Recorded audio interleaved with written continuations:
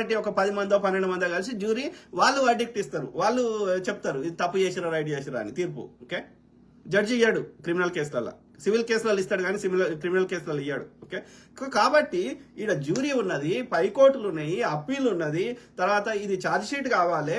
Okay, తర్వాత ఇతని న్యాయవాది ఇతనికి డిఫెన్స్ చేసుకునే అవకాశం ఉంది, ఇతని వాదనలు వింటారు, వాళ్ళు ఆధారాలు బయట పెట్టాలి. ఇవన్నీ ప్రొసీజర్ ఉన్నప్పుడు అది ట్రాపా నిజంగా అయిందా లేదా ఎలాంటి ఆధారాలు ఎవరి దగ్గర లేనప్పుడు ఆ బ్రదర్ కూడా, ఆయన చిన్నపిల్లగాడు కాదు, ఆయన సోషల్ మీడియాలో కూడా యాక్టివ్ ఉన్నాడు, ఒక మీడియా సంస్థకి ఓనరు, ఆయనకు కూడా చట్టాల గురించి అవగాహన ఉంది.